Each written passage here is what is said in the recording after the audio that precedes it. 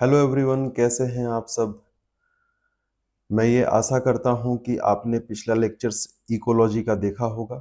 हमारा इकोलॉजी वाला core part start हो चुका है पिछले लेक्चर से। पहले का 9 लेक्चर प्रोटेक्टेड एरियाज पे था। अभी हम लोग इकोलॉजी और इकोसिस्टम कर रहे हैं। अभी आज के क्लास में जहाँ पे हमने लास्ट क्लास में छोड़ा था, that is the difference between biome and biosphere reserve, वहां से आगे करेंगे। बट अ क्विक रिकैप थोड़ा सा देख लेते हैं कि मुझे ये पूरा उम्मीद है कि आपको समझ में आ गया होगा कि व्हाट इज इंडिविजुअल, है ना। ये ऑर्गेनिज्म है तो ये इंडिविजुअल भी है, ठीक है। उसके साथ साथ जब कई सारे एक ही स्पीसीज के कई सारे लोग मौजूद होते हैं तो उनको पॉपुलेशन बोलते हैं। फिर कई स्पीसीज के लोग जब आपस में एक साथ घुल मिल जाते हैं और रहते हैं तो उसको कम्युनिटी बोलते हैं उस स्थान का।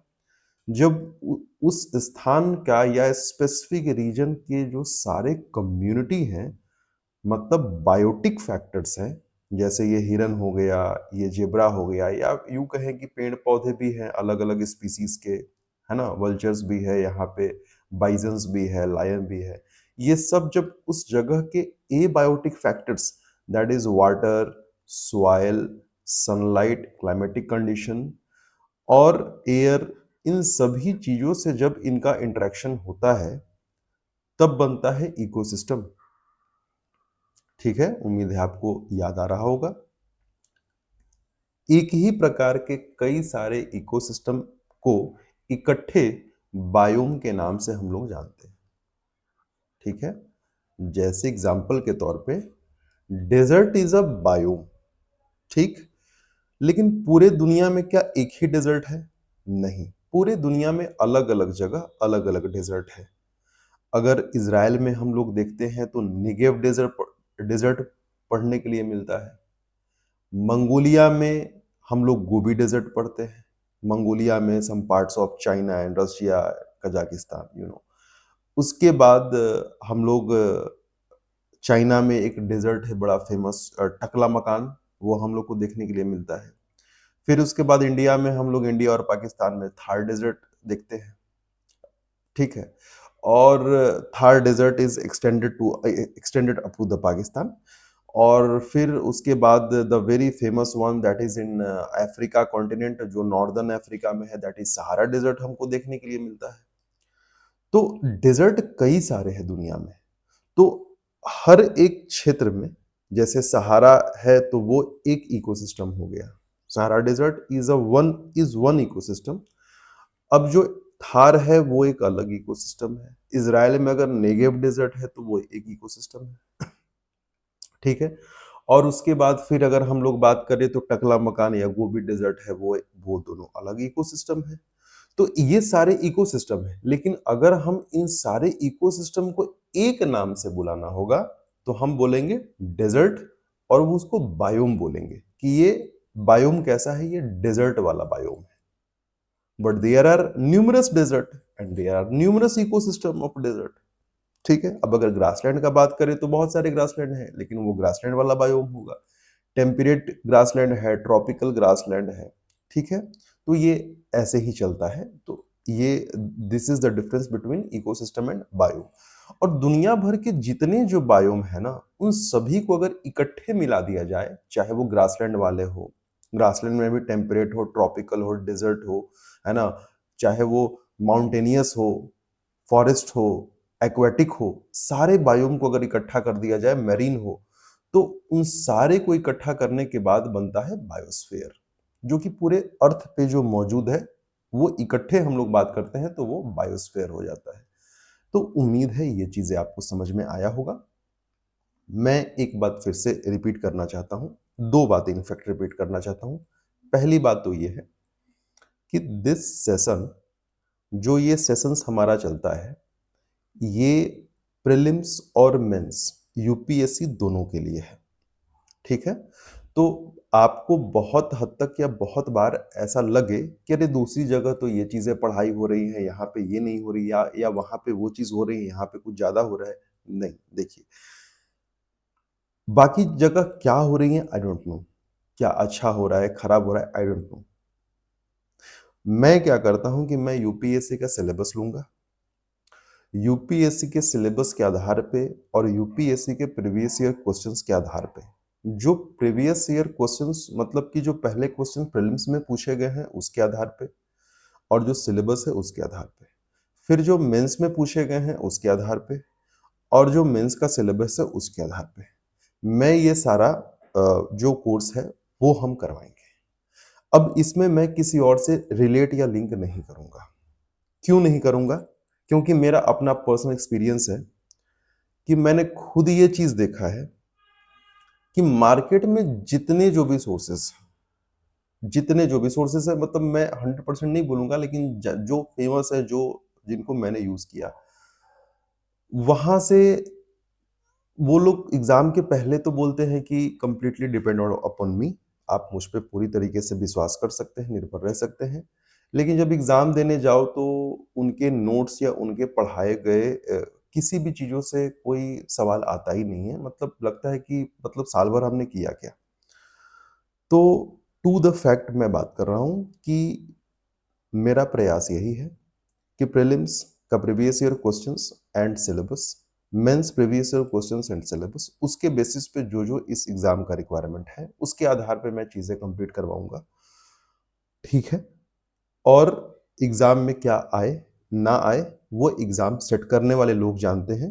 भले कोई बोल दे कि हाँ, एकदम जब कोर्स बेचना हो तो शुरू में बोल देते हैं लोग कि हाँ, हाँ, तुम ले लो, सारा चीज़ आ जाएगा। लेकिन जब एग्ज़ाम आता है तो बोलते हैं कि very tough, prelims was very tough, ऐसे करके लोग बोल देते हैं। तो ये शायद सही नहीं है, स्पेशली फॉर स्टूडेंट्स। तो ये एक बात हो गई। दूसरी बात कि ये जो लेक्चर है, अब हम इंडिया के जो सबसे जो एलीट एग्जाम है, UPSC CSC, civil services examination, इसके लिए बात कर रहे हैं यहाँ पे, ठीक है? इसके लिए बात कर रहे हैं। तो ऑब्वियसली जब हम इसके लिए बात कर रहे हैं तो जितने जो भी दूसरे एग्जाम हैं, जैसे कि नीट हो गया, अगर सीडीएस और एनडीए की बात कर लें, ठीक है?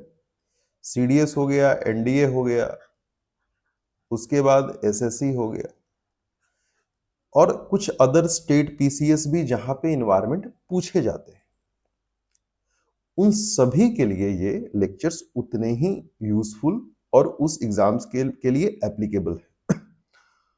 तो आप बिल्कुल आंख बंद करके, है ना, मैं वैसा वाला नहीं बोल रहा हूं लेकिन बाकी एग्जाम्स के लिए मैं बोल रहा हूं, बाकी एग्जाम्स वाले, या यूं कहें कि जिन बच्चों का कॉलेज में किसी आप किसी कोई आप कोर्स कर रहे हो, यूनिवर्सिटी में हो, कॉलेज में हो और उसमें आपका एनवायरनमेंट एंड इकोलॉजी सब्जेक्ट है, तो आप रिलाई कर सकते हो, एकदम आंख बंद करके रिलाई कर सकते हो, ये मैं बोल रहा हूँ। ये है, अब इनके लिए बेसिक तो पढ़ना पड़ेगा और बेसिक के साथ साथ प्री प्लस मेंस का उपाय करना पड़ेगा, वो हम यहाँ पे कर रहे हैं।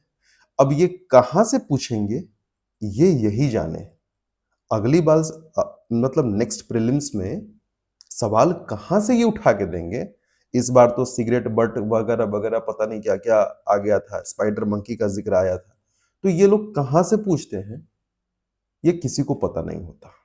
ये बात सच है और ये मैं बहुत ही ईमानदारी और के साथ बोल रहा हूं कि ये किसी को नहीं पता हुआ होता है। हम लोग सिर्फ सोच सकते हैं, एक्सपेक्टेशन रखते हैं या उम्मीद रखते हैं। तो हमें क्या करना है, हमें इन्वायरमेंट का जो बेसिक कॉन्सेप्ट वाला पार्ट है उसे बहुत ही मजबूत करना है। अब मजबूत करने में पूरा जान और पूरा टाइम इसमें नहीं देना है, हम उतना ही टाइम देंगे जितना टाइम ये डिजर्व करता है सब्जेक्ट। तो एक शॉर्ट टाइम में पूरा इन्वायरमेंट कंप्लीट करेंगे, बेसिक वाला, और बेसिक कंप्लीट हो जाएगा फिर हम लोग करंट अफेयर्स वो तो कर लेंगे, है ना? करंट अफेयर्स, और आप में से बहुत लोग करंट अफेयर्स अपना करते भी होंगे, अलग अलग टीचर से, अलग अलग सोर्सेज से। I am not the perfect person to do current affairs, है ना? मैं एक साथ में क्या क्या कर सकता हूँ, सिंपल सी बात है, मैं एनवायरनमेंट पढ़ाऊँ या अपने जो रेगुलर कोर्सेज जो मेरे एप्लीकेशंस पे चलते हैं, जैसे ज्योग्राफी ऑप्शंस, वो मैं देखूँ या फिर करंट अफेयर्स देखूँ। तो करंट अफेयर्स के लिए आप अलग अलग सोर्सेज जो भी कई लोग हैं जो कि आपको सजेस्ट करते होंगे, द हिंदू पढ़िए, इंडियन एक्सप्रेस पढ़िए, और आप अपना नोट्स बनाते रहिए, या फिर अलग बड़े-बड़े संस्थान के मैगज़ीन्स वगैरह आते हैं, यू कैन रीच देयर। तो ये सब बातें हैं। करंट अफ़ेयर्स के बारे में मैं एक चीज़ें जब मैं ऑफ़लाइन पढ़ाया करता था, या मतलब अभी भी मैं यही बोलता हूँ कि एक गाना है, तुझे चाहा रब से भी ज़्यादा फिर भी ना, यही है ना? तुझे चाहा रब से भी ज़्यादा फिर भी ना तुम्हें पा सके, या ऐसा कुछ गाना है। तो जब आप यूपीएससी का, स्पेशली माय एक्सपीरियंस, कि अगर आप यूपीएससी के एग्ज़ाम देके जैसे ही निकलते हैं और आपने मेजॉरिटी ऑफ टाइम जो है वो करंट अफ़ेयर्स के लिए दिया हो, और जब आप एग्ज़ाम देके निकलते हो हैं, तो आपको यही फ़ील होता है, यही गाना याद आएगा कि तुम्हें चाहा रब से भी ज़्यादा फिर भी ना तुम्हें पा सके। मतलब आप majority of time you are giving the current affairs, और आफ्टर दैट ऑल्सो उसमें से पूरे साल भर करंट अफेयर्स या इतने न्यूज़पेपर, इतना मैगज़ीन्स देखने के बाद भी, specially I am talking about prelims not mains. तो प्रीलिम्स में यही हाल होगा कि पूरे साल भर सब कुछ देखने के बाद भी आपको मिलेगा कुछ नहीं। तो ये मेरा पर्सनल एक्सपीरियंस रहा है, जो पिछले 3, 4 4 साल से 2022, 23, 24, 25 4 साल से ये मेरा अपना पर्सनल एक्सपीरियंस है, तो देख लीजिएगा आप लोग। तो ये बातें थी, ठीक है, अभी आगे चलते हैं। बायोम्स हमने देख लिया है कि अलग-अलग प्रकार के बायोम्स होते हैं। फिर उसके बाद बायोम्स वर्सेस इकोसिस्टम है। यहाँ पे ये हमने देखा था कि अगर हमें डिफरेंशिएट करना हो, अगर कई लोग हैं जिनको समझ में नहीं आता है कि अ, क्या होता क्या है एग्ज़ैक्टली, डिफरेंस लिखे कैसे? अगर कहीं लिखना आ गया तो क्या करें? मेंस में अगर कहीं स्टेट पीसीएस वगैरह इस मेंस में अगर आ गया तो क्या करेंगे? ठीक है, यहाँ पे है व्यवस्था, सारी व्यवस्था है। बायोम और बायोस्फीयर में क्या फ़र्क है? धरती पे पाए जाने वाले अलग-अलग जो भी बायोम हैं, वो सब इकट्ठा होते हैं, तो एक जगह इकट्ठे बायोस्फीयर हम उसे कह सकते हैं। ठीक है? नाउ आज का प्रोसीडिंग्स ऐसा है कि आज हम लोग बात करने वाले हैं इकोसिस्टम को, थोड़ा और डिटेल में हम लोग जाएँगे और देखेंगे कि क्या-क्या आगे चीज़ें हैं। अब इकोसिस्टम के 2 पार्ट को अगर हम लोग देखें, तो एक बायोटिक फैक्टर्स है जिसको हम लोग लिविंग बोलते हैं, और दूसरा एबायोटिक फैक्टर है जिसको हम लोग नॉन लिविंग बोलते हैं।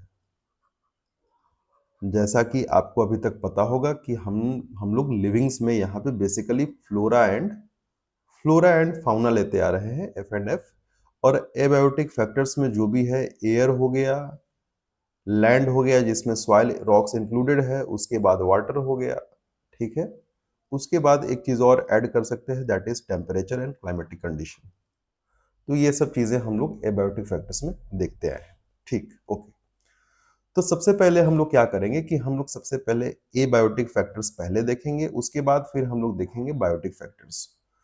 इसमें मैं आपको पहले बता दूं कि यहाँ पे आपको 3 पार्ट देखने के लिए मिल रहा है, 1, 2, 3। बट फॉर सिंप्लिसिटी, कि आपको ज़्यादा तकलीफ ना हो, ये 3 वाले पार्ट को मैं इसी में ऐड कर देता हूँ, ठीक है? जिससे यहाँ पे आपको 2 फैक्टर ही पढ़ना पड़े, और फिर 3 फैक्टर इसमें हम लोग थोड़ा-सा समझेंगे कि जो बायोटिक फैक्टर्स है इकोसिस्टम के, उसमें क्या-क्या होते हैं। So let's start. सबसे पहले हम लोग एबायोटिक फैक्टर में क्लाइमेटिक फैक्टर्स के बारे में बात करेंगे। तो सबसे पहले समझेंगे कि क्लाइमेटिक फैक्टर्स क्या है भैया। तो ये आता है एबायोटिक फैक्टर में। एबायोटिक फैक्टर ऑफ किसका? इकोसिस्टम का, ठीक है? ये इसका। तो क्लाइमेटिक फैक्टर्स में क्या-क्या आते हैं? सबसे पहले आता है एटमॉस्फेयर। एटमॉस्फेयर आता है। एटमॉस्फेयर वो ब्लैंकेट है जो हमें चारों तरफ से घेरे हुए है। They are mixture of gases, है ना? कई सारे उसमें गैसेस हैं, लेकिन उसमें से कुछ गैसेस है जो कि लाइफ के लिए, for sustaining life on earth, अगर अर्थ पे लाइफ को सस्टेन करवाना हुआ तो उसके लिए कुछ गैसेस बहुत जरूरी है। उसमें से पहला आता है CO2, carbon dioxide. Carbon dioxide is very very important for plants. वो इसके बिना फोटोसिंथेसिस का प्रोसेस कैसे करेंगे? समझिए। उसके बाद देयर आर, है ना? और CO2 क्या है? CO2, ये ग्रीन हाउस इफेक्ट कौन करवाएगा? जो ग्रीन हाउस इफेक्ट है, ठीक है? ग्रीन हाउस, ये कौन करवाएगा? अगर कार्बन डाइऑक्साइड का लेयर ना रहे हमारे एटमॉस्फेयर में, तो जो एक ऑप्टिमम टेम्परेचर है, जो कि नेक्स्ट हम लोग पढ़ने वाले हैं, तो वो ऑप्टिमम टेम्परेचर कैसे मेंटेन होगा? क्योंकि हम लोग पढ़े हैं पहले से कि हमारे नज़दीक में जो हमारा नेचुरल सैटेलाइट है दैट इज़ कॉल्ड मून, वहाँ पे दिन में टेम्परेचर एप्रॉक्स 100 होता है और रात में टेम्परेचर -100 के आसपास में होता है। इतना वेरिएशन, इतना एक्सट्रीम कंडीशन, ये 24 घंटे के अंदर में ही इतना फ़र्क आता है। तो हमारे यहाँ क्यों ऐसा होता है कि टेम्परेचर मेंटेन रहता है? It is because of carbon dioxide. Carbon dioxide एक हीटिंग इफेक्ट क्रिएट करता है, ठीक है? और टेम्परेचर को मेंटेन करने का काम करता है। It is atmosphere that life thrives and sustains on earth, ठीक है? Okay, good. उसके बाद ऑक्सीजन के भी बारे में हम लोग जानते हैं कि ऑक्सीजन चाहे तो प्लांट्स के लिए भी ज़रूरी है या फिर पानी में रहने वाले जो जलीय जीव है, एक्वेटिक एनिमल्स है, वहाँ भी ऑक्सीजन डिसॉल्व होता है वाटर में और उनके लिए ज़रूरी होता है, ठीक है? उसके बाद ऑक्सीजन प्लांट के लिए भी ज़रूरी है। प्लांट खाना बनाता है कार्बन डाइऑक्साइड से, फोटोसिंथेसिस से, लेकिन फिर अगर उस खाने को यूज़ करना हो through the process of cellular respiration, उसको एनर्जी में कन्वर्ट करना हो और अपना जो लाइफ प्रोसेसेस है जब प्लांट को चलाना होता है, तो वो कैसे चलाएगा? तो प्लांट को भी क्या चाहिए? ऑक्सीजन चाहिए, ठीक? उसके बाद प्लांट को क्या चाहिए? प्लांट को और हमें भी नाइट्रोजन चाहिए। प्लांट नाइट्रोजन लेता है to form ammonia and proteins. बिना नाइट्रोजन के प्रोटीन्स कैसे बनेगा प्लांट में? सोचने वाली बात है। और अगर प्लांट प्रोटीन नहीं बनाएगा तो हम तक प्रोटीन कैसे पहुंचेगा? So nitrogen is also very important. उसके साथ साथ अदर्स अदर्स में अगर सिंपल सा ले ले तो हाइड्रोजन ले ले। तो hydrogen is also very important अगर हम लोग लाइफ का बात करें अर्थ पे, ठीक है?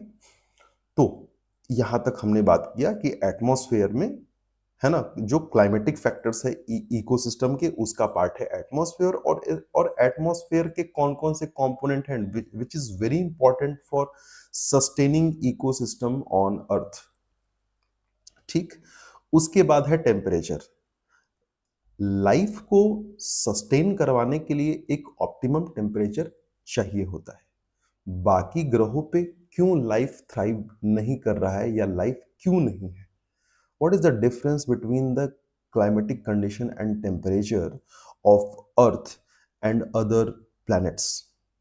और जो सैटेलाइट्स है उन पे अगर हम लोग मून का ही बात कर ले तो ये फर्क है, यही फर्क है, the atmosphere and the climatic condition, specially if we talk about temperature. और टेम्परेचर बहुत मायने रखता है। अगर अगर सोचने वाली बात है कि यहीं का टेम्परेचर, जैसे एक्सट्रीम कोल्ड और एक्सट्रीम हीट होता है, जब हमारे यहाँ जब लू चलता है, जब हीट वेव्स बहता है, तो हीट वेव्स के दौरान में क्या बोला जाता है कि आप घर में रहिए, जो बाहर वाले जो भी काम है वो आप ना करें, ज़्यादा से ज़्यादा टाइम आप घर में बिताएं। क्यों? क्योंकि बाहर में टेम्परेचर बहुत एक्सट्रीम है, सिवियर है, और आपको जो है वो सनस्ट्रोक, लू लगना, ये ऐसे करके या हीट स्ट्रोक लग सकता है जिसकी वजह से आपका तबीयत बिगड़ सकता है। इनफैक्ट कि हमें देखने के लिए मिलता है कि बहुत सारे डेथ होते हैं इन समर्स, जब जब ये लू का सीजन आता है तब। लू इज़ अ हॉट विंड जो कि है, मतलब स्पेशली नॉर्दर्न इंडिया पाया जाता है, अब तो सेंट्रल इंडिया तक भी पहुंच गया है because due to the climate change and global warming, ये बात हम लोग देख रहे हैं। तो टेम्परेचर, एक optimum temperature is very important for maintaining life on earth, ठीक है? चाहे वो प्लांट के लिए हो चाहे दूसरे स्पीसीज के लिए हो, ऑप्टिमम टेम्परेचर बहुत जरूरी है। दूसरा एक चीज और मैं ऐड करना चाहता हूँ कि टेम्परेचर के आधार पे देखो ना, वेजिटेशन भी दुनिया में अलग अलग पाए जाते हैं। जहाँ पे टेम्परेचर ज्यादा है वहां पे कुछ और वेजिटेशन है, जहाँ पे टेम्परेचर थोड़ा सा नॉर्मल है, मॉडरेट है, वहां पे वेजिटेशन कुछ और है, जहाँ पे टेम्परेचर बिल्कुल कोल्ड है वहां पे कुछ और ही पाया जा रहा है। और जहाँ पे टेम्परेचर बिल्कुल जीरो के आसपास में है, जैसे कि एल्पाइन जैसे पहाड़ों पे, अगर अगर हमारे अपने देश में बात कर लिया जाए तो नॉर्थ इंडिया में specially there are states like Uttarakhand, Jammu Kashmir and Jammu Kashmir और लद्दाख तो यूटी में आता है, और हिमाचल प्रदेश हो गया, even if you talk about Sikkim and Arunachal Pradesh, तो इन सब जगहों पे बहुत ज़्यादा टेम्परेचर गिर जाता है इन एट हायर एल्टीट्यूड्स। जब हम लोग 14,000 15,000 फीट के आसपास में जब जाते हैं तो वहाँ पे टेम्परेचर बहुत ज़्यादा गिर जाता है। आपको एक क्लासिक एग्जांपल है केदारनाथ और बद्रीनाथ, जो कि अप्रॉक्स जो है वो 3500 से 4000 मीटर ऊपर है समुद्र तल से, और वहाँ पे 6 महीने मंदिर बंद रहता है, मंदिर का कपाट बंद रहता है। वो इसलिए क्योंकि बहुत ज़्यादा टेम्परेचर गिरने की वजह से 6 महीने वहाँ वो पूरा रीजन बर्फ से ढका हुआ रहता है। तो उन जगहों पे आप जाएँगे तो वहाँ पे आपको पेड़ नहीं मिलेंगे। आपको बस कुछ श्रब्स, बस ऐसे ही कुछ छोटे-मोटे प्लांट्स जो है वो मिलेंगे, मतलब है ना, स्मॉल प्लांट्स में ही मिलेंगे। और अगर आप ग्रीनलैंड का बात करें, अगर आप आर्कटिक सर्किल के रीजन में जो भी प्लेसेस है, और रशिया हो गया, कनाडा हो गया, नॉर्वे हो गया, नॉर्वे का फेमस प्लेस है दैट इज़ कॉल्ड स्वालबार्ड, वहाँ पे तो वीडियोज़ भी अवेलेबल है यूट्यूब पे। वहाँ पे आपको वेजिटेशन ना के बराबर देखने के लिए मिलता है। ठीक है?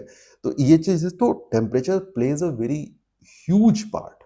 टेम्परेचर बहुत बड़ा रोल प्ले करता है कि इकोसिस्टम में चीज़ें किस प्रकार से चल रही हैं, ठीक है?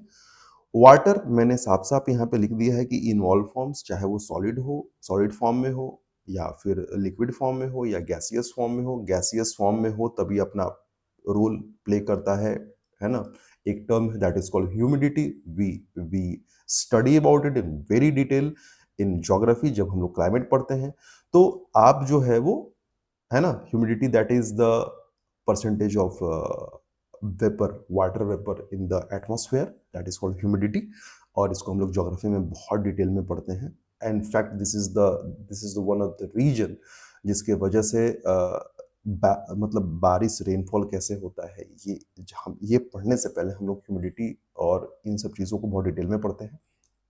लाइट बहुत इंपॉर्टेंट है, क्योंकि अ, जो लाइफ स्टार्ट ही होता है नॉर्मली, अगर हम लोग टेरेस्ट्रियल या एक्वाटिक हैबिटेट दोनों का बात करें, तो वहाँ पे लाइफ अभी right now at the moment, light से ही लाइफ स्टार्ट हो रहा है। क्यों? क्योंकि सबसे पहले जो प्रोड्यूसर्स है, जो प्लांट है, they use light for performing photosynthesis process. And photosynthesis process के बाद वो खाना बनाते हैं, और उसके बाद वो खाना हम तक पहुंच पाता है, and then the life thrives on this planet. तो light is very important component and very important factors, climate है ना, फैक्टर्स ऑफ इकोसिस्टम। सो यहाँ पे इन सभी चीज़ों के बारे में हमने काफ़ी डिटेल में बात किया। उम्मीद है कि आपको ये सब चीज़ें याद रखनी है। अगर मेंस में कभी लिखने का बारी आया तो आप लिख सकते हैं इसको, ठीक है? नहीं तो कॉन्सेप्ट के लिए तो बहुत ज़रूरी है ये सब चीज़ें। मैं इस लेक्चर में बहुत सारे कीवर्ड्स भी दूँगा, जो कि आपको मतलब याद रखने हैं, जो कि आपके एग्ज़ाम के लिए बहुत इंपॉर्टेंट होने वाले हैं। Okay, so let's move forward. अब अगर हम लोग बात करें तो एडफिक फैक्टर्स, ठीक है? यहाँ पे हमने क्लाइमेटिक फैक्टर्स देख लिया। अब हमने बोला था कि टोपोग्राफिक फैक्टर्स को हम लोग एडफिक के साथ ही जोड़ दे रहे हैं। ये दोनों को जोड़ दे रहे हैं, मर्ज कर दे रहे हैं। तो एडेफिक फैक्टर का ही पार्ट है, मतलब उसका एक सब पार्ट है टोपोग्राफिक फैक्टर, तो उसको हम लोग वहीं पे पढ़ लेंगे, अलग से करने की जरूरत नहीं है। देखिए, सबसे पहली बात है कि आपको लगेगा कि मैं ये सब चीज़ें क्यों करवा रहा हूँ। सबसे पहले, these are the core part of ecology, और मैंने आपको बताया कि पिछले 12 से 13 सालों में यूपीएससी ने लगभग सिर्फ प्रीलिम्स में अकेले 40 प्लस क्वेश्चन यहाँ से पूछ लिए हैं, इस वाले सेक्शन से। तो ये सेक्शन बहुत इंपॉर्टेंट है। ऊपर से अगर आपको एग्जाम में यूपीएससी में अगर मिल जाए कि एडेफिक नाम का वर्ड आपको मिल जाए, तो ऐसा नहीं है कि इसका हिंदी करके देगा। हिंदी में भी आपको हिंदी में ही लिख देगा इडेफिक, या हिंदी में इतना जटिल होगा वो ट्रांसलेशन कि आपके समझ के परे होगा। तो उससे अच्छा है कि हम लोग पहले ही पढ़ लेते हैं, पहले ही सारे कॉम्प्लेक्स वर्ड को समझ लेते हैं, जबकि इनमें है कुछ नहीं, बस पढ़ने का आलस हम लोग करते हैं, जिससे हम लोग समझ नहीं पाते हैं। So let's understand it, edaphic factors. जैसे ही इडेफिक शब्द आपके सामने आए, तो एक ही वर्ड आपको याद रखना है, दैट इज सॉइल। सॉइल मतलब मिट्टी। इडेफिक फैक्टर है the factor related to soil, बस सिंपल सी बात है। तो इडेफिक इसलिए मैंने इसको सॉइल के कलर से भी मार्क किया है कि थोड़ा सा ध्यान में भी रहे, और चीज़ें जब, है ना, छोटी छोटी चीज़ें जब होती हैं तो आदमी को याद आता है। तो इसका कलर कॉम्बिनेशन जानबूझ के ऐसा लगता है कि सॉइल कलर का। तो एडेफिक मतलब soil factors, soil related factors, simple सी बात है। इसका डेफिनेशन अगर आप इंटरनेट पे ढूंढिएगा तो क्या मिलेगा? यहाँ पे बोलता है कि एनी नॉन लिविंग, मतलब एबायोटिक, सॉइल प्रॉपर्टी और कंडीशन, अवस्था that influences the life and distribution of organism in an ecosystem.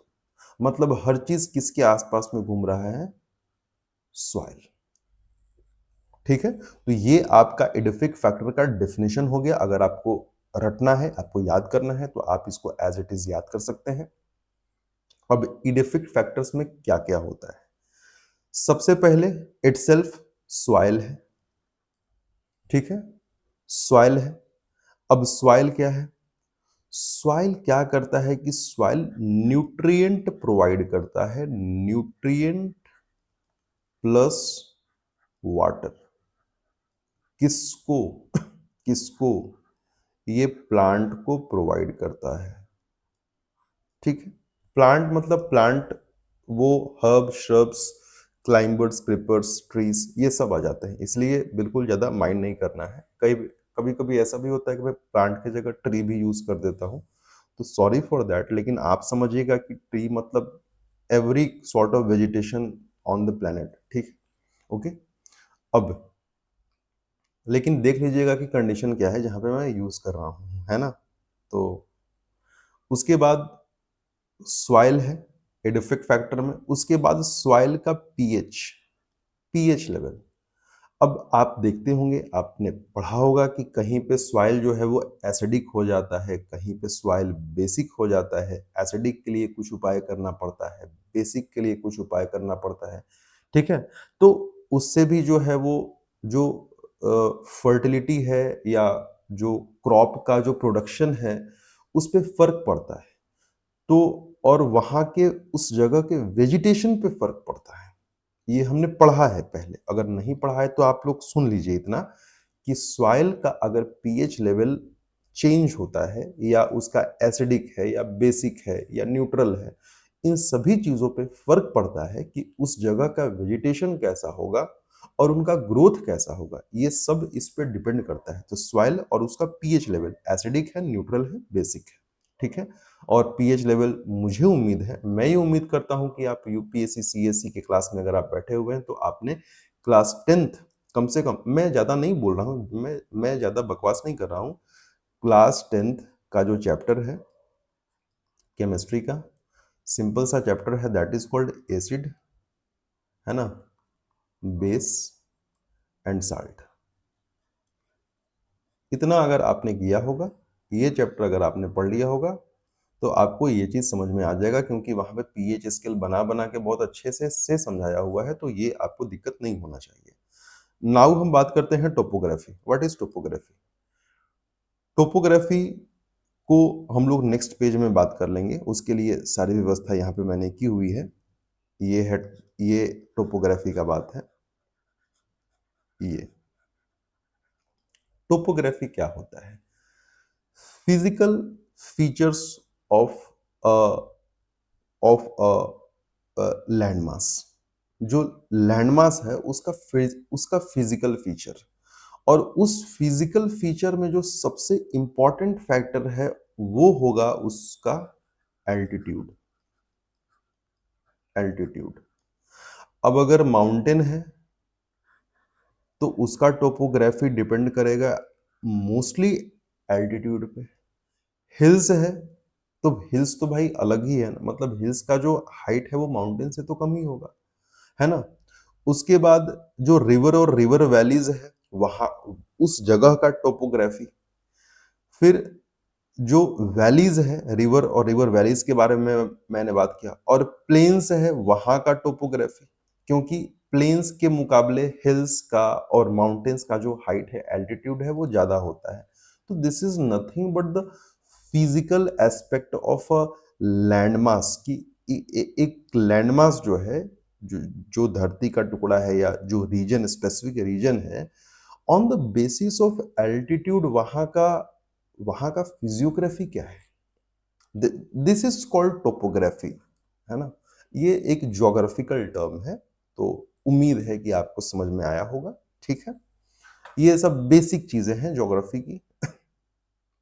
ठीक है, अब उसके बाद अगर बात करें मिनरल्स, तो मिनरल्स क्या होता है? तो हम सब जानते हैं कि अर्थ के जो नीचे है वो अर्थ सरफेस पे कई सारे रॉक्स पाए जाते हैं और उन अलग-अलग रॉक्स में अलग-अलग मिनरल्स के कंपोनेंट्स या पार्ट पाए जाते हैं और इन रॉक से ही टूट के क्या बनते हैं? सॉइल बनते हैं। तो एडेफिक फैक्टर क्या है? फैक्टर रिलेटेड टू या लिंक्ड विथ सॉइल। तो सॉइल में मिनरल्स भी होता है, ये भी बात हमें पता है। सॉइल टोपोग्राफी पे भी डिपेंड करता है, जैसी टोपोग्राफी वैसा सॉइल। अब अगर माउंटेन है तो माउंटेनियस सॉइल पाया जाएगा, प्लेन है तो प्लेन का सॉइल अलग होगा, हिल्स या प्लेट्यू है तो वहां का सॉइल अलग होगा, डेजर्ट एरिया है तो वहां का सॉइल अलग होगा। इवन रिवर वैलीज में सॉइल का जो फॉर्म है या तरीका है, जो टाइप है, वो अलग पाया जा रहा है। ठीक है, साइड में अलग है, रिवर्स के जो बेड है वहां पे अलग। तो ये सब चीजें हैं, topography play a huge role in defining the type of soil या determining the type of soil जहां पे ये पाया जा रहा है। तो रीजन्स के बेसिस पे, टोपोग्राफी के बेसिस पे सॉइल के फॉर्म भी चेंज होते रहते हैं। इसीलिए हमने एडिव एडिफ एडेफिक फैक्टर में टोपोग्राफी को यहाँ पे इंक्लूड किया है। अब अलग-अलग सॉइल में अलग-अलग मिनरल्स होते हैं। आपको पता है कहीं पे किसी सॉइल में कुछ मिनरल्स पाए जाते हैं, कुछ मिनरल्स नहीं पाए जाते हैं। अब जिन क्षेत्रों में, जिन रीजन में आयरन की का जो एबंडेंसी है, जो अमाउंट है, वो ज़्यादा होता है, तो वहाँ पे आयरन का अमाउंट ज़्यादा होता है सॉइल में। ठीक है? कहीं पे सॉइल में मैंगनीज पाया जा रहा है, कहीं पे कैल्शियम रिच है, कहीं पे फास्फोरस रिच है। तो ये मिनरल्स है ना, ये सॉइल में कहीं पे कोई मिनरल्स ज्यादा होता है, कहीं पे कोई मिनरल्स कम होता है। And minerals plays a huge part, क्योंकि जिस प्रकार से हम इंसानों को और अलग अलग स्पीसीज को, जीव जंतुओं को, बाकी के जीव जंतुओं को मिनरल्स चाहिए होता है उनके बॉडी के ग्रोथ के लिए, उसी प्रकार से प्लांट्स को भी डिफरेंट मिनरल्स चाहिए होते हैं उनके ग्रोथ के लिए। तो मिनरल्स भी एक इम्पॉर्टेंट कंपोनेंट है सॉइल का, और ये जो है वो एडेफिक फैक्टर ऑफ इकोसिस्टम का एक इम्पॉर्टेंट फैक्टर है along विथ सॉइल, क्योंकि सॉइल इज इटसेल्फ, है ना, एडेफिक फैक्टर्स ऑफ इकोसिस्टम। तो यहाँ पे तक हमने बातचीत किया। फिर हम लोग बात करते हैं,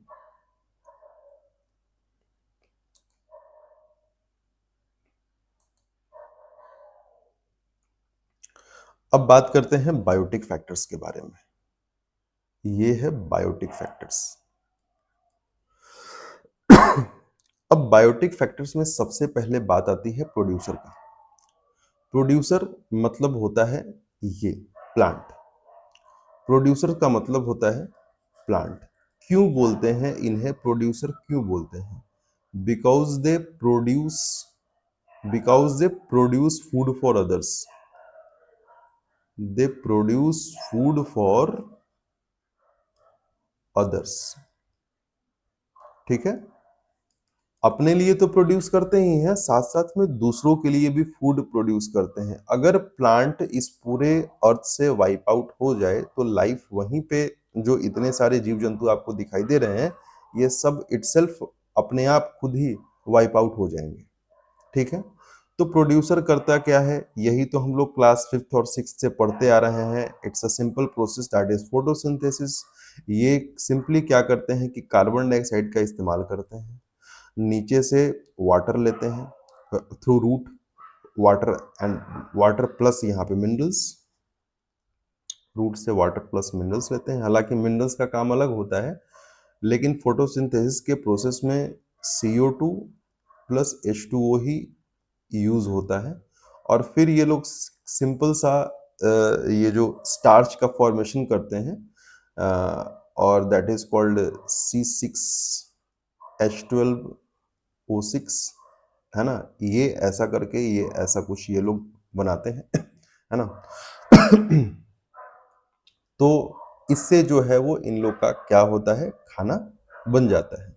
और फिर इस खाने को ये अपने बॉडी के अलग अलग पार्ट में थ्रू फ्लोएम, जाइलम और फ्लोएम, उम्मीद है आपने पढ़ा होगा, इसके थ्रू जो है ये अपने सारे पार्ट में भेजते हैं।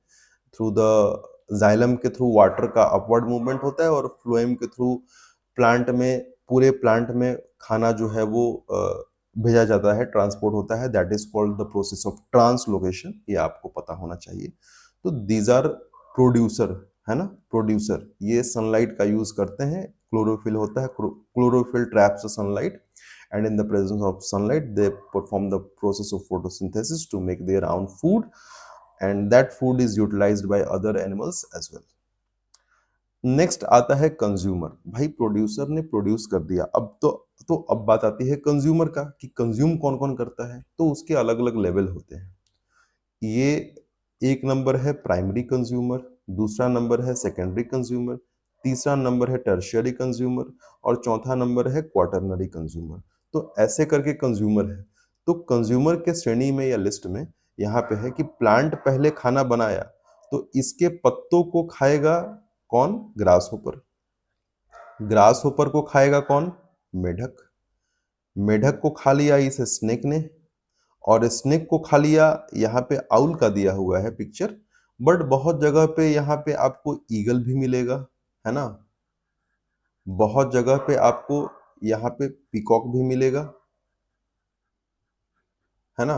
इसको पीकॉक के जगह आप थोड़ा सा, है ना, यहाँ पी फाउल बोल सकते हैं, ये ऐसे करके पीकॉक और पीहन करने से अच्छा है कि पी फॉल आप बोल सकते हैं। तो ये है, तो ये इस प्रकार से ये चलता है। तो ये प्राइमरी कंज्यूमर है, सेकेंडरी कंज्यूमर, टर्शियरी कंज्यूमर और क्वाटरनरी कंज्यूमर। तो लेकिन सब डिपेंड है किस पे? प्लांट पे डिपेंड है। अगर आप इमेजिन करिए कि प्लांट ही नहीं होता तो क्या ये सब होते? ना ये होता, ना ये होता, ना ये होता, ना ये होता, सब खत्म। सिर्फ एक को खत्म कर दीजिए, सब खत्म हो गया। इसी के बेसिस पे हम लोग आगे चल के क्या पढ़ेंगे? फूड फूड चेन पढ़ेंगे। और कई सारे फूड चेन जब कॉम्प्लेक्स तरीके से आपस में मिलते हैं तो वो फूड वेब बनाते हैं। ये सब हम लोग आगे पढ़ने वाले हैं। फूड चेन तो लगभग यही है, ठीक है, ये ऐसे ही है। तो ये हो गया कंज्यूमर वाला पार्ट। बायोटिक फैक्टर का प्रोड्यूसर हमने देख लिया, अब हमने कंज्यूमर देख लिया। अब तीसरा भी है जो कि ये पूरे अर्थ से वेस्ट को साफ करने या रिसाइकिल करने का काम करता है, that is called decomposers. Decomposers is it are kinds of saprotrophs, सड़े गले हुए चीजों पे ये फीड करते हैं। डेट्रिटिवोलस, है ना। सेप्रो, जब भी ये वर्ड आएगा तो यहाँ पे एक चीज लिख लीजिएगा। सेप्रो का मतलब होता है रोटेन, जो चीजें सड़ रही हो या फिर गल रही हो। और जहाँ पे डेट्रिटी आता है वहां पे आप याद रखिएगा, अगर इन सब कॉम्प्लेक्स वर्ड का मीनिंग आपको नहीं याद है तो आप याद रखिएगा, dead and decaying. Dead and decaying, ये आप याद रखेंगे, ठीक है। तो सबसे पहले बात करते हैं डिकम्पोजर्स में। तो उसमें अर्थवॉर्म भी हो सकता है, वो फंगस है ना, तो ये मशरूम जो है वो it's a kind of fungus. तो मशरूम भी हो सकता है, मतलब फंगस भी हो सकता है, यहाँ पे बैक्टीरिया भी हो सकते हैं और यहाँ पे कुछ अलग अलग छोटे मोटे इंसेक्ट्स भी हो सकते हैं, ठीक है। ये है। तो माइक्रोब्स प्लस इंसेक्ट्स, ये सब जो है वो क्या करते हैं? डिकम्पोजर्स का काम करते हैं, ठीक है। डिकम्पोजर्स कौन होते हैं? जो वेस्ट है हमारे पास, जो अब हम इंसानों के किसी काम के लायक नहीं है, या फिर जो चीज़, कोई चीज़ मर गया हो, उस पे ये लोग काम करते हैं और उसको फिर से रिसाइकिल करके हमारे इकोसिस्टम में, हमारे एनवायरनमेंट में पहुंचा देते हैं, ठीक है। ओके, नाउ अब हमने एक वर्ड पढ़ा था सेप्रोट्रॉप्स। सेप्रोट्रॉप्स का क्लासिक एग्जांपल है मशरूम, ठीक है। ये है सेप्रोट्रॉप्स। सेप्रो का मतलब होता है डेड एंड डिकेइंग। अब क्या है कि मशरूम के आसपास में ये चीजें सड़गल रही हैं, है ना। क्या मैंने बोला था? रॉटेन। ये पत्ते वगैरह या जो भी हैं ये चीजें सड़ रही हैं। उस सड़ती हुई चीजों से ये मशरूम अपना खाना लेता है और खाना खाता रहता है और ये ग्रो करता रहता है। खाना खाता रहता है और ये ग्रो करता रहता है। मतलब इस मशरूम को अपना खाना सड़ती गलती हुई चीजों से मिलता है, इसीलिए इसको बोलते हैं सेप्रोट्रॉप्स। समझ में आ रहा है? ओके, नाउ अब नेक्स्ट जो चीज है वो है डेट्रिटिवोरस। जैसा कि मैंने आपको बताया था कि यूपीएससी ने पहले इस पे सवाल भी पूछ रखे हैं। तो डेट्रिटिवोरस है। डेट्रिटिवोरस को अगर एक बार फिर आपको याद नहीं हो तो आप याद कर लीजिए, डेड और डिकेइंग। ठीक है, ये आपको याद होना चाहिए। डेट्रिटी का मतलब होता है डेड एंड डिकेइंग, और वोर्स होता है जो डेड मतलब उस पे फीड कर रहे हो। ठीक है, फीड करने वाले, जो डेड एंड डिकेइंग चीजों पे फीड कर रहे हो उनको बोलते हैं डेट्रेटिव वोर्स। ठीक, अब इसमें वो अर्थवर्म भी है ना। जो कॉमन चीजें हैं, अब हो सकता है कि आपको पिलबग्स याद ना रहे, हो सकता है कि स्प्रिंग टेल्स याद ना रहे, क्योंकि ये सब चीजें आम जीवन में हमें देखने के लिए नहीं मिलती। लेकिन आपको अर्थवर्म तो याद हो सकता है, आपको वल्चर, तो वल्चर इसलिए है, आपको लगेगा कि इन कीड़े मकोड़ों के साथ में वल्चर का क्या काम। वल्चर भी तो मरे हुए चीजों को खाता है, कैरेकस जो होता है जानवरों का, उस पे फीड करता है। तो yes, vulture is in the list of detritivores. Woodlice, है ना, और मेलिपिड्स, ये सब चीजें आपको याद होनी चाहिए। ठीक है, ये एग्जाम्पल है डेट्रेटिवोरस का। उम्मीद है आपको डेट्रेटिवोरस भी समझ में आ गया होगा। What is the difference between saprotype, saprophytes बोलते हैं उसको, लेकिन सेप्रोट्रॉप्स एंड डेट्रेटिवोरस के बीच में डिफरेंस क्या है वो आपको समझ में आ गया होगा, तो ये आप याद रखेंगे। नाउ अब क्या है कि मेंस के लिए कुछ चीजें हैं, अगर ऐसा मेंस में पूछ दे कि भैया ठीक है आपको बहुत पता है, क्योंकि अभी तक सच में आपको पता हो गया होगा, अगर आपने सीरियसली इस पूरे लेक्चर को और पिछले लेक्चर्स को देखा होगा तो आपको सच में पता लग गया होगा कि व्हाट इज इकोसिस्टम। तो आप आंख बंद करके बोल सकते हैं कि व्हेन एबायोटिक फैक्टर्स और and biotic factors interact with each other in a certain region, वहां पे एक जो है वो सिस्टम क्रिएट होता है, and that system is called ecosystem. ठीक, ये तो आप आराम से बोल सकते हैं। लेकिन कोई पूछ पूछ दे, बोल दे कि भैया ये बता दो इकोसिस्टम का फंक्शन क्या होता है, आप सोच में पड़ जाएंगे। तो उसके लिए भी सारा उपाय है, सारे पॉइंट्स यहाँ पे दिए हुए हैं। इकोसिस्टम क्या कर सकता है, किसी भी, है ना, इट रेगुलेट्स, रेगुलेट्स क्या है, कोई भी किसी भी जो जरूरी इकोलॉजिकल प्रोसेस है उसको रेगुलेट करने का काम करता है। ये जो भी इकोलॉजिकल प्रोसेस है, इकोलॉजिकल प्रोसेस, इकोसिस्टम में होने वाले जो प्रोसेसेस है, that is called ecological processes. ठीक है, उन सभी को रेगुलेट करने का काम करता है कौन, इकोसिस्टम, है ना। अब इकोसिस्टम है, इकोसिस्टम क्यों बन रहा है, क्योंकि उसके अंदर कुछ प्रोसेसेस हो रहे हैं। इकोसिस्टम के अंदर कुछ प्रोसेसेस हो रहे हैं, उसी प्रोसेस के चलते तो इकोसिस्टम फल फूल रहा है, थ्राइव कर रहा है। अगर वो प्रोसेस ना हो तो इकोसिस्टम होगा ही नहीं। ठीक है, सनलाइट से फोटोसिंथेसिस बनाना, एनर्जी का ट्रांसफर होना, ठीक है, interaction of abiotic and biotic factors, they are different ecological processes which are going on. तो इन सभी प्रोसेस को रेगुलेट करने का काम करता है कौन, इकोसिस्टम। इकोसिस्टम में ये चीजें, अरे खुद, मतलब एक ऐसा सिस्टम है जहां पे ये चीजें सेल्फ रेगुलेटेड है। वो इकोसिस्टम ना होता तो ये रेगुलेट नहीं होता। तो इकोसिस्टम क्या कर रहा है, रेगुलेट कर रहा है इकोलॉजिकल प्रोसेस को, वही ecological process that are very essential to maintain ecosystem. Clear है।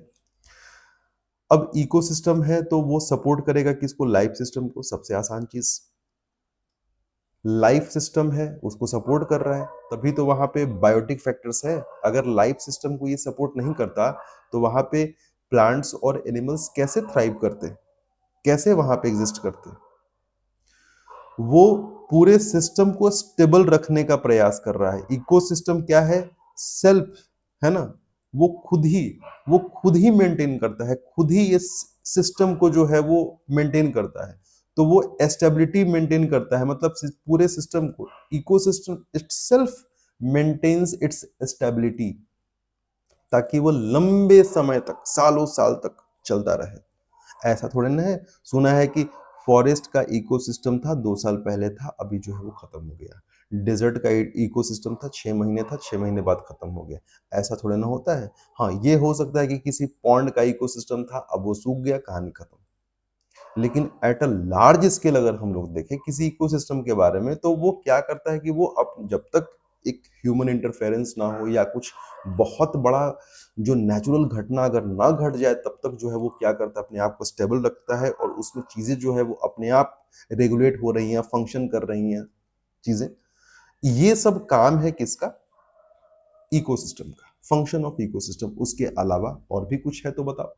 ठीक है, देख लेते हैं। इंपॉर्टेंट रोल कहाँ, किस चीज में? सारे न्यूट्रिएंट्स के cycling between biotic and abiotic components. एक एक तरफ है एबायोटिक और दूसरे तरफ है बायोटिक। अब एबायोटिक से, अब एबायोटिक में देखिए एग्जांपल है, एबायोटिक में सॉइल आता है फैक्टर। ठीक है, इस सॉइल से न्यूट्रिएंट और मिनरल्स गया कहां पे? प्लांट में। Plant is a biotic factor, plant में गया।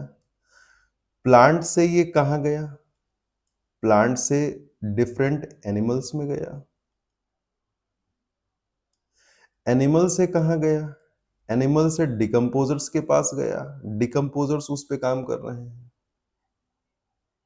और जब डिकम्पोजर्स इस पे काम करेंगे तो कुछ एनर्जी डिकम्पोज करेंगे तो उनको जो एनर्जी चाहिए वो उनको मिल जाएगा। अब फिर से डिकम्पोज होने के बाद ये फिर से कहाँ कहाँ पे पहुंचेगा? फिर से ये जाके सॉइल में पहुंच जाएगा। तो इकोसिस्टम क्या कर रहा है? इकोसिस्टम रेगुलरली जो है वो साइकिलिंग है ना, साइकिल ऑफ न्यूट्रिएंट वो मेंटेन कर रहा है बिटवीन बायोटिक एंड एबायोटिक। आपने एबायोटिक भी देख लिया, आपने बायोटिक भी देख लिया। It maintains a balance among, balance maintain करता है। बैलेंस मेंटेन करता है किसके बीच में? Amongst the various trophic level of the ecosystem. अब आपको नहीं पता है अभी ट्रॉफिक लेवल के बारे में, इसीलिए सारी व्यवस्था यहाँ पे की गई है। देखिए, first trophic level, second trophic level, third trophic level and fourth trophic level. तो इकोसिस्टम का सिंपली काम क्या है कि इन चारों ट्रॉपिक लेवल के बीच में एक बैलेंस मेंटेन करने का काम करता है। ठीक है, ये समझ में आ रहा है? ट्रॉपिक लेवल, तो ट्रॉपिक लेवल अगर नहीं पढ़ा है, नहीं समझा है और आप यहाँ पे बैठे हुए हो, तो क्या मैं फिर से एक सवाल पूछूंगा कि क्या आपने नहीं पढ़ा है? क्लास 10th का जो सबसे लास्ट में एक चैप्टर है, वो बायोडाइवर्सिटी ऐसे कुछ करके, जहाँ पे रॉबर्ट लिंडमैन का 10% रूल है और वहाँ पे बहुत अच्छे से ट्रॉपिक लेवल समझाया हुआ है। वो जो चैप्टर है, I am not able to recall the name of the chapter, लेकिन क्लास 10th में लास्ट में है। बायोलॉजी का ही पार्ट है, मतलब वो बायोलॉजी का पार्ट नहीं है, वो इन्वायरमेंट एंड इकोलॉजी का पार्ट है। ठीक है, तो खैर मैं समझा दूंगा, चिंता नहीं करना है। It circulates minerals through the biosphere. अब बायोस्फीयर क्या है? मैंने समझाया था कि एटमॉस्फेयर हो गया, हाइड्रोस्फीयर हो गया और लिथोस्फीयर हो गया। ये सब जो है वो जब आके जहाँ पे मिलेंगे तो इस स्पेशल चीजों को क्या बोलेंगे? इसको क्या क्या बोलेंगे हम लोग? एक एरिया को बोलेंगे, इसको बायोस्फीयर बोलेंगे। तो बायोस्फीयर के अंदर में क्या करता है? मिनरल्स को सर्कुलेट करने का काम करता है। ये कब हमें समझ में आएगा? जब हम लोग, है ना, जब हम लोग कुछ मिनरल साइकिल देखेंगे। हम लोग फास्फोरस साइकिल देखने वाले हैं, हम लोग कार्बन साइकिल देखने वाले हैं, हम लोग ऑक्सीजन साइकिल भी देखेंगे और हम लोग नाइट्रोजन साइकिल भी देखेंगे। ठीक है, उसके साथ साथ एनर्जी साइकिल तो हम लोग बहुत ही मतलब कि तुरंत देखेंगे। एनर्जी साइकिल तुरंत देखेंगे, तो एनर्जी साइकिल को छोड़ दे, लेकिन इन सब साइकिल्स को अगर देखेंगे। वाटर साइकिल मैं नहीं करवाऊंगा क्योंकि वेरी कॉमन टॉपिक है, ये सबको पता होता है। वाटर साइकिल एक 6 क्लास के बच्चे को भी पता होता है, तो ये मैं नहीं करवाऊंगा। मैं phosphorus cycle, carbon cycle, oxygen cycle और नाइट्रोजन साइकिल करवा दूंगा। एनर्जी साइकिल भी ये तो बस तुरंत ही होने वाला है।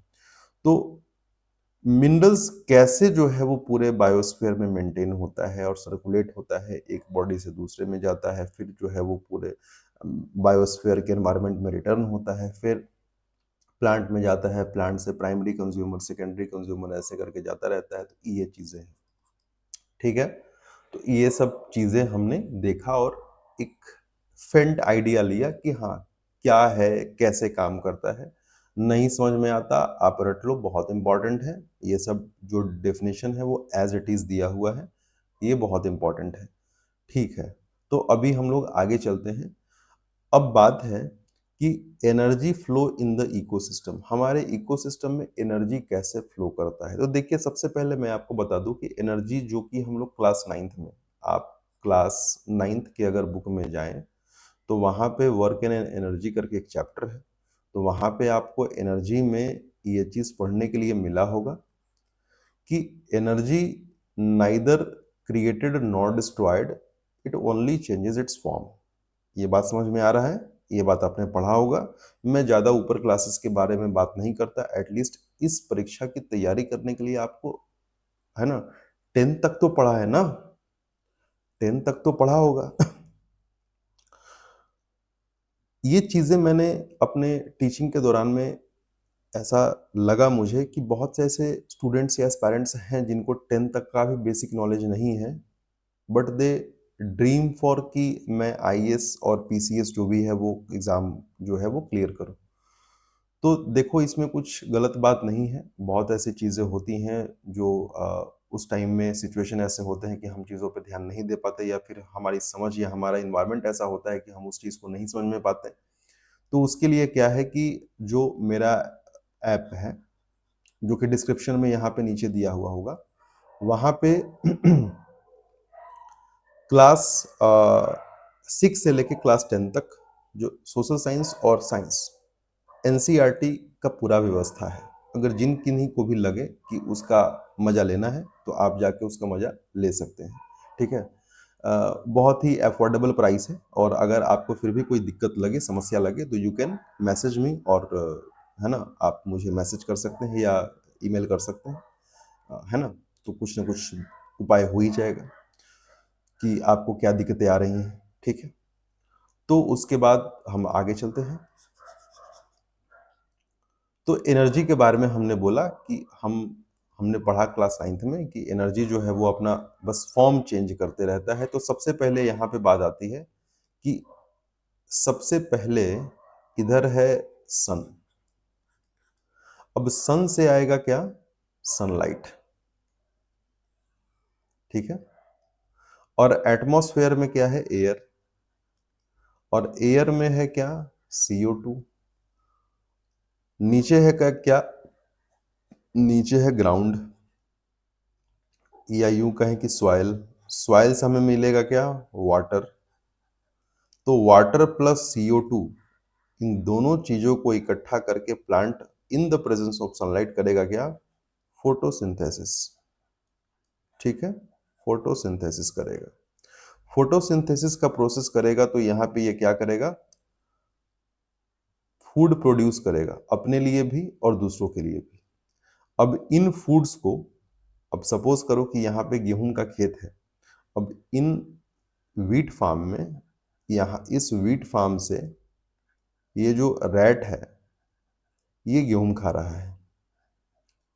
तो ये second trophic level. First trophic level जहां पे प्लांट अपने लिए खाना बना रहा है।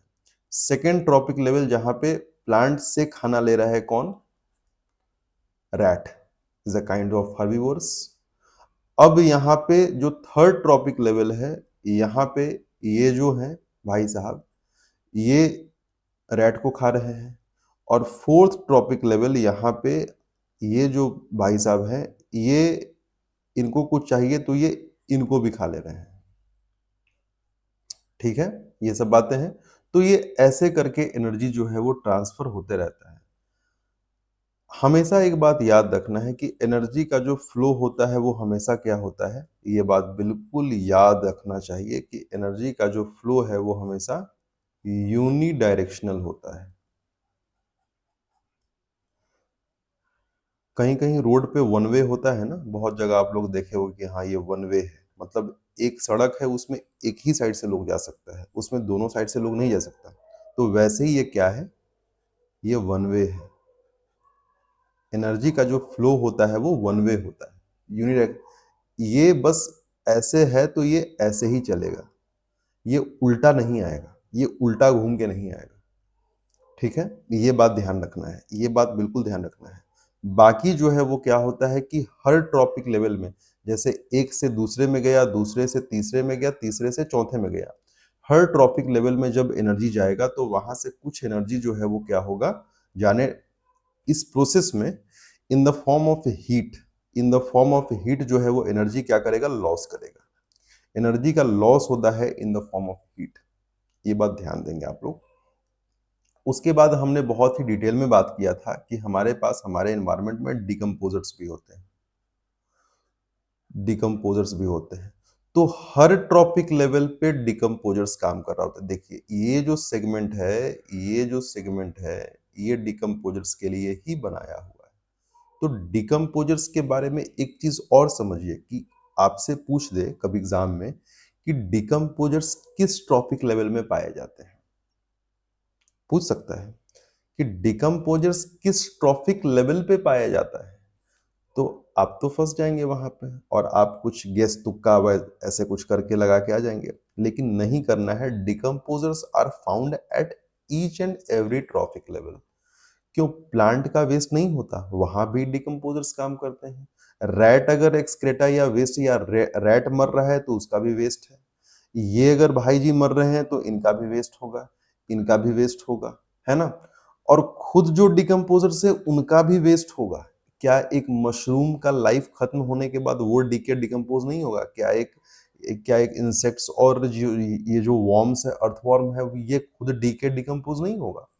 तो डिकम्पोजर्स हर लेवल पे काम कर रहे हैं, तो उनका कोई स्पेसिफिक ट्रॉपिक लेवल नहीं होता। हमेशा फर्स्ट ट्रॉपिक लेवल में आएगा प्लांट, सेकेंड ट्रॉपिक लेवल में हमेशा जो प्राइमरी कंज्यूमर है, अगर आपको है ना, सेकेंड ट्रॉपिक लेवल पे प्राइमरी कंज्यूमर यहाँ पे लिखा हुआ है, प्राइमरी कंज्यूमर या हर्बीवोरस जो है वो आ जाएंगे। जो सेकेंडरी है वहां पे मोस्टली जो है वो कार्निवोरस आते हैं, है ना, ठीक है। उसके बाद जो है वो यहाँ पे जो सबसे जो टॉप लेवल के जो कार्निवोरस होते हैं, जो किसी दूसरे कार्निवोरस को भी निपटा देते हैं, ये वो लोग आते हैं यहाँ। ठीक है, तो अभी तक आपने समझ लिया होगा बेसिकली जो बातें हैं। नाउ थोड़ा सा आगे चलते हैं हम लोग। ऊपर के ही चीज को थोड़ा सा अलग तरीके से समझाया गया है कि अगर किन्हीं लोगों को समझ में नहीं आया होगा कि एनर्जी का फ्लो कैसे होता है, एनर्जी का फ्लो कैसे होता है। तो सबसे पहले सन से कुछ energy in the form of heat atmosphere में जाएगा, और सन से कुछ एनर्जी जो है वो आएगा आएगा प्लांट के पास। अब यहाँ पे मैं एक चीज ऐड करना चाहता हूँ। एक टर्म होता है दैट इज कॉल्ड PAR, ठीक है। इसको बोलते हैं फोटोसिंथेटिकली, है ना, फोटोसिंथेटिकली रेडिएशन, ठीक है। मतलब फोटोसिंथेसिस के लायक जो रेडिएशन होता है, फोटोसिंथेटिक के लायक जो रेडिएशन होता है, या फिर फोटोसिंथेसिस के लिए, फोटोसिंथेसिस के लिए जो अवेलेबल, ए से अवेलेबल, अवेलेबल रेडिएशन है उसको बोलते हैं पार। तो ये बातें समझ में आ रही हैं? पी से फोटोसिंथेसिस और ए से अवेलेबल और आर फॉर रेडिएशन। फोटोसिंथेसिस के लिए अवेलेबल जो भी रेडिएशन है, अब देखो सन से तो रेडिएशन आता है, सनलाइट आता है, लेकिन सारे रेडिएशन फोटोसिंथेसिस के लायक नहीं होते। फोटोसिंथेसिस के लायक जो रेडिएशन होते हैं वो मात्र जो है वो कितने होते हैं, ओनली लगभग 40 to 50% ही होते हैं, बस इतने ही होते हैं, बस ओनली। अब इसमें से प्लांट जो है वो क्या करता है, इसमें से प्लांट एक लगभग जो रेशियो लिया जाता है वो ये है कि प्लांट जो है, मैं यहां पे लिख देता हूं, प्लांट जो है वो 4 से लेके 10% ये रेडिएशन यूज करता है for the purpose of photosynthesis. पार कितना आता है, 40 to 50। पार कितना आता है, ये होता है 40 to 50, ठीक है। और यूज कितना होता है इसका, 4 to 10%।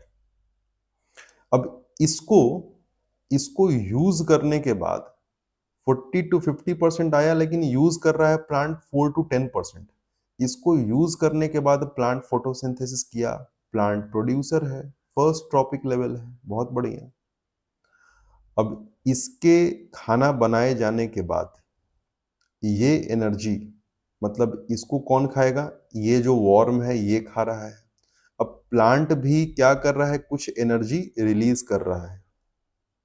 प्लांट कुछ एनर्जी रिलीज कर रहा है। अगर आपको याद नहीं आ रहा होगा तो मैं आपको याद दिला दूं कि जितने जो भी लिविंग ऑर्गेनिज्म है हमारे बॉडी में हीट होता है, बॉडी हीट होता है और हम लोग उसको बाहर निकालते हैं। एग्जाम्पल के तौर पर अगर प्लांट का बात करें तो प्लांट में एक प्रोसेस होता है that is called transpiration. Transpiration process के माध्यम से प्लांट में जितने जो भी एक्सेस वाटर होते हैं उस एक्सेस वाटर को प्लांट जो है वो क्या कर देता है? कन्वर्ट कर देता है इन वाटर वेपर। अब वाटर से वाटर वेपर में कन्वर्ट करने के लिए क्या चाहिए? हीट चाहिए होता है। तो हीट के प्रेजेंस में water converts into water vapour और वो एटमॉस्फेयर में रिलीज होता है। तो प्लांट लूजेस इट्स हीट।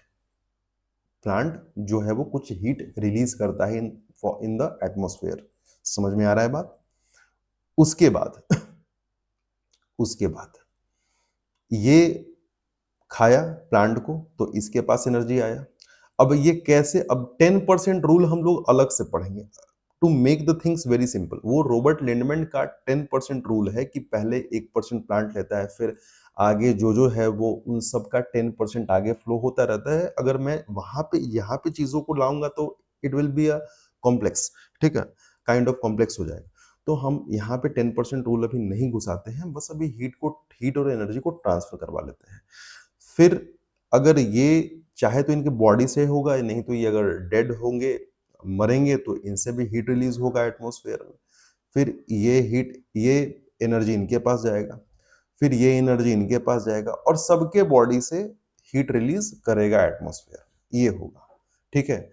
अगर ये अगर ये सब मरेंगे भी तो इनके बॉडी से हीट रिलीज करेगा, डिकम्पोज होंगे फिर भी हीट रिलीज करेगा। यहाँ यहाँ ये देखिए, ये भी मरेंगे या ये भी मरेंगे तो हीट रिलीज होगा। एनर्जी लेवल का ऐसा ही है कि जब एक इंडिविजुअल से दूसरे इंडिविजुअल के बॉडी में हीट जा रहा है तो वहां भी ट्रांसफर हो रहा है और एटमॉस्फेयर में भी हीट के फॉर्म में एनर्जी रिलीज हो रहा है एक इंडिविजुअल से दूसरे इंडिविजुअल के पास, और फिर in the form of heat energy atmosphere में रिलीज हो रहा है। तो ये बातें आपको ध्यान रखनी है। बाकी जो है वो फ्लो यही रहता है कि यहाँ से यहाँ जाएगा, यहाँ से यहाँ जाएगा और फिर यहाँ से यहाँ जाएगा, और लास्ट में जब ये मरेंगे भाई साहब तो फिर जो है वो यहाँ से यहाँ जाएगा, डिकम्पोज हो जाएंगे, और इस तरीके से रिसाइकलिंग चलता रहता है। तो अगर आपको फर्स्ट पेज में समझ में आ गया होगा तो बहुत अच्छी बात है, नहीं तो थोड़ा सा अलग लेवल से मैंने आपको सेम चीज़ों को यहाँ पे समझाने का प्रोसेस किया है, मतलब ट्राई किया है, आप देख लेंगे। नाउ वेरी इंपॉर्टेंट टॉपिक, अगर मेंस की बात करें, अगर स्पेशली हम लोग मुख्य परीक्षा की बात करें, मेंस की बात करें, तो वेरी इंपॉर्टेंट टॉपिक है इकोलॉजिकल एक्सटिंक्शन। बेसिकली प्रीलिम्स में इसको नहीं पढ़ाया जाता, अभी तक तो मैंने नहीं देखा है। तो इकोलॉजिकल एक्सटिंक्शन आप बहुत पढ़े हो अपने लाइफ में कि एक्सटिंक्शन क्या होता है, ठीक है। हमने भी प्रोटेक्टेड एरिया नेटवर्क में एक्सटिंक्शन के बारे में या एक्सटिंक्ट स्पीसीज के बारे में, एक्सटिंक्ट इन द वाइल्ड, है ना, ये ऐसा करके हमने पढ़ा है कि एक्सटिंक्ट है या एक्सटिंक्ट इन द वाइल्ड, ये हमने पढ़ा है। लेकिन it's a completely different term. Ecological extinction क्या होता है? ये बोलता है कि चाहे तो प्राकृतिक कारणों से, समझिएगा बात को, चाहे तो प्राकृतिक कारणों से या तो फिर इंसानों के हस्तक्षेप या इंसानों के इंटरफेरेंस की वजह से, कारण कुछ भी हो सकता है, या फिर इंसानों के द्वारा या फिर नेचर के द्वारा, कारण कुछ भी हो सकता है। दोनों कारणों में से किसी के वजह से अगर किसी स्पीसीज का संख्या इतना कम हो जाए कि उसका इकोसिस्टम में उसका कोई रोल ही अब ना बचा हो, मतलब इकोसिस्टम में जो वो रोल प्ले कर रहा था, एक इकोसिस्टम में जो भी स्पीसीज है, चाहे वो पेड़ का है, चाहे वो किसी जीव जंतु का है, तो इकोसिस्टम में अगर है तो उसका अपना एक रोल है। लेकिन चाहे तो इंसानी कारणों के वजह से, नहीं तो नेचुरल कारणों की वजह से किसी स्पीसीज का नंबर इतना रिड्यूस हो जाए, इतना कम हो जाए कि उसका रोल जो इकोसिस्टम में जो वो प्ले कर रहा था वो बिल्कुल समाप्त हो जाए, वो किसी काम लायक रह ही नहीं जाए, बिल्कुल खत्म हो जाए, या वो रोल प्ले करने के लायक या उतना मात्रा में रह ही नहीं जाए। अब मान लो कि एक बड़ा-सा इकोसिस्टम है और वहाँ पे कुछ 4-5 ही स्पीशीज़ बच रहे हैं, तो क्या ही वो रोल प्ले करेंगे? पहले वो हज़ारों में थे, अभी वो 4-5 है, तो क्या क्या वो रह के भी क्या कुछ काम कर पा रहे हैं? कुछ नहीं, ठीक है? तो ये मतलब सागर में एक बूंद जैसा बात है, ये बात है। तो इसके लिए एक बहुत ही परफेक्ट डेफिनिशन है यहाँ पे, आप याद कर सकते हैं कि what is the definition of ecological extinction. Natural या मैन मेड रीजन की वजह से अगर किसी इंडिविजुअल मतलब स्पीसीज है ना, individual of many species are reduced, उसका संख्या घट जाए इस हद तक कि वो अपने नॉर्मल इकोलॉजिकल रोल को प्ले न कर पाए और वो दूसरे स्पीसीज के साथ इंटरेक्ट ना कर पाए मीनिंगफुल मैनर में, ताकि इकोसिस्टम को कुछ पॉजिटिव प्रोवाइड कर सके या उस पे कुछ इम्पैक्ट डाल सके, तब उस अवस्था को बोलते हैं इकोलॉजिकल एक्सटिंक्शन। उस अवस्था को बोलते हैं।